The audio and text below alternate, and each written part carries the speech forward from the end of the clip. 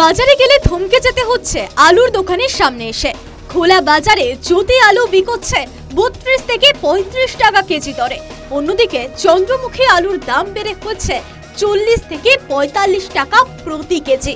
দামের এই ঊর্ধ্বমুখীর জেরে আলু ভাতে খেয়েও ভাবতে হচ্ছে আমজনতাকে।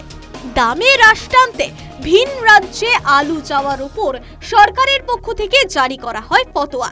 যতক্ষণ আলুর দাম না কমবে ফতোয়া বহাল থাকবে বলে নির্দেশ দিয়েছেন মুখ্যমন্ত্রী মমতা বন্দ্যোপাধ্যায়।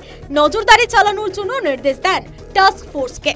সরকারি সিদ্ধান্তের প্রতিবাদে হিমঘর অ্যাসোসিয়েশন এবং প্রগতিশীল আলু ব্যবসায়ী সমিতির যৌথভাবে ধর্মঘটের ডাক দেয়। অবশেষে মিলল স্বস্তির খবর। সরকারের সঙ্গে আলোচনার পর খুলল জট। প্রগতিশীল আলু ব্যবসায়ীদের সংগঠন ধর্মঘট প্রত্যাহারের সিদ্ধান্ত নিল। গতকালই আমাদের মুখ্যমন্ত্রীর নির্দেশে চিফ সেক্রেটারি সাহেব তিনি একটা মিটিং ডেকেছিলেন। সেখানেই বেশ কয়েকজনই আমাদের বলেছিলেন যে আপনি বসলে সমস্যাটা মিটে যাবে। খুব সৌভাগ্য যে আমরা সহজেই এই রাস্তাটা খুলতে পেরেছি এবং একদিকে যেরকম স্টোর অ্যাসোসিয়েশন, আবার একদিকে প্রগতিশীল আলু ব্যবসায়ী সমিতি, তারা রাজ্যের আলুর এই বাজারের উদ্ভূত পরিস্থিতিতে তারা ২৬ টাকা মূল্যে তারা আলু যোগান দেবে প্রতিটা বাজারে। আজ থেকেই প্রতিটি স্টোরে ব্যাপক পরিমাণ আলু বেরোবে। আমাদের স্থির বিশ্বাস কাল থেকে আমাদের বাজার সম্পূর্ণটাই নিয়ন্ত্রণে থাকবে। প্রতিশ্রুতি মতো স্টোর অ্যাসোসিয়েশন এবং প্রগতিশীল আলু ব্যবসায়ী সমিতি তারা যদি কথা রাখেন তাহলে আমরা আশা রাখছি যে মানুষকে ৩০ টাকার নিচেই আমরা আলু পৌঁছাতে পারবো। ধর্মঘটের জেরেই আলুর এই দাম বৃদ্ধি বলে মনে করছেন খোলা বাজারের আলু ব্যবসায়ীরা। বিক্রি করতেও তারা অসুবিধার সম্মুখীন হয়েছেন বলে জানান। ধর্মঘট প্রত্যাহার করে নেওয়ায় ক্রেতা বিক্রেতাদের সুবিধা হবে বলে মনে করছেন ব্যবসায়ীরা।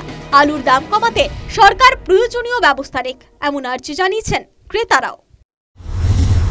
ধর্মঘটটা চলছে, তার জন্য আমরা মাল পাচ্ছি না। সেকেন্ড হচ্ছে এখানে আকাশ ছোঁয়া দাম আছে, আমরা বেচতে পারছি না। তার উপর কেন, মূল সমস্যাটা কোথায়? সমস্যাটা হচ্ছে মেন স্টোরের মধ্যে দামটা বেশি। সেকেন্ড হচ্ছে তারপরে এখানে ধর্মঘট চলছে, আবার তারপরে এখানে মাল পাওয়া যাচ্ছে না।